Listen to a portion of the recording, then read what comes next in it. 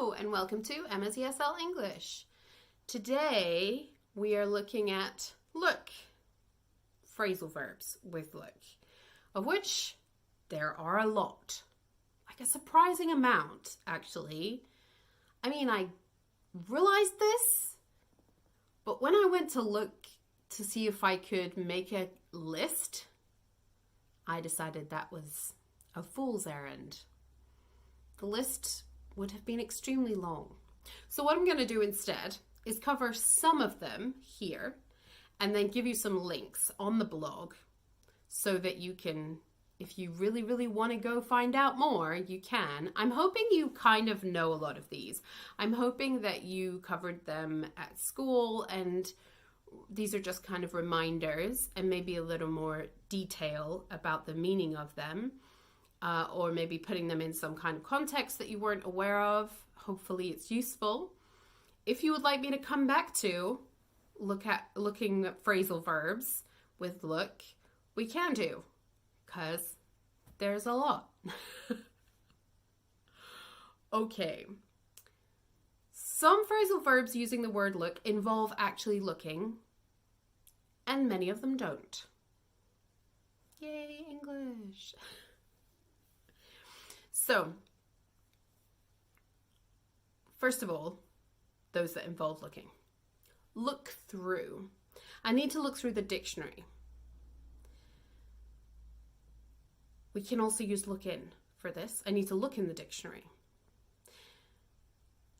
But we can use look in when we have a place. So we might say, I need to look in the garage, or I need to look in that bag.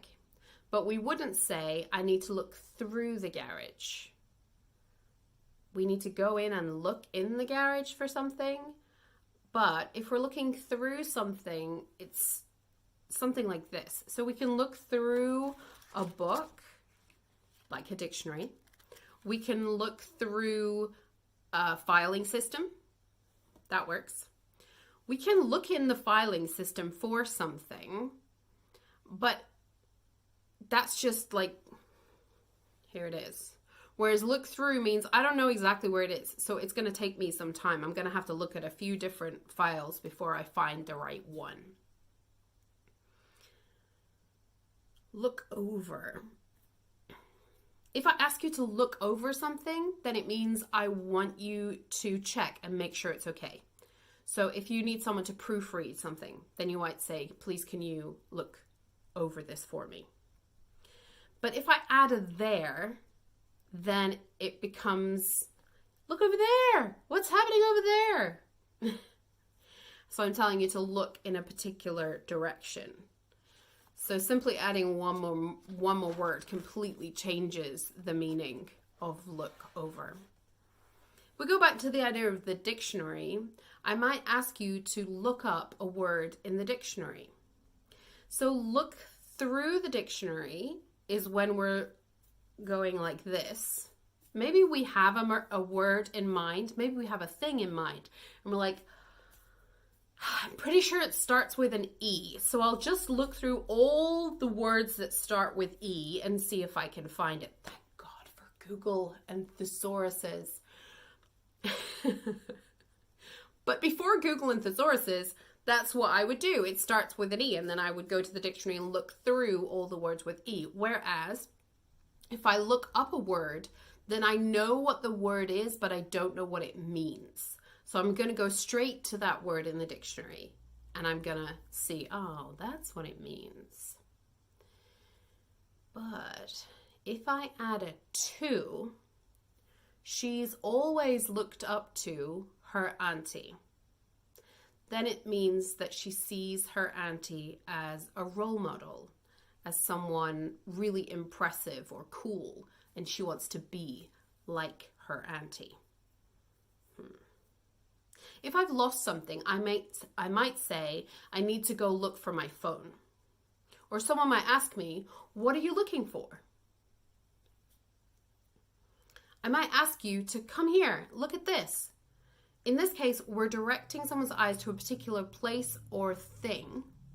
So it's similar to look over there, but look at this. So if we were going to use it for that thing over there, we'd have to say, look at that police car, for example. So we'd have to put the thing in there.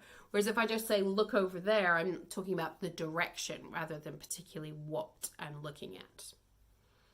There are some phrasal verbs that don't mean looking. For example, my brother might ask me, can you look after my niece? Can I look after my niece? So in that case, he wants me to take care of her and make sure she's okay. My gran might say, I've been looking back on my life. So if we've been looking back at something, we're not actually looking back there, but rather we're thinking about something. So if she's been looking back on her life, she's been thinking about her life and her experiences, the things that have happened to her during her life.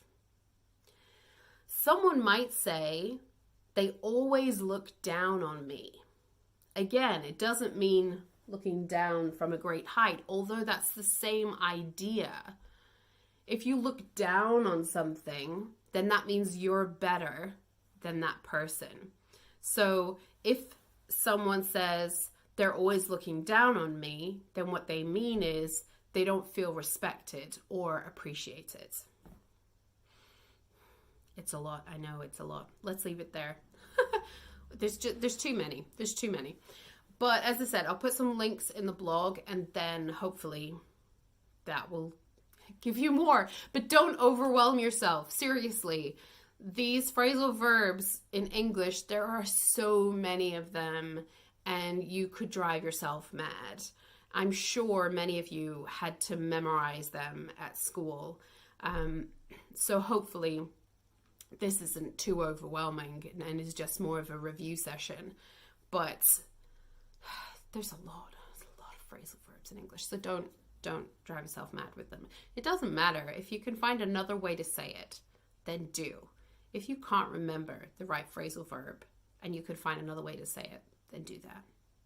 All right. Okay, see you later. Bye.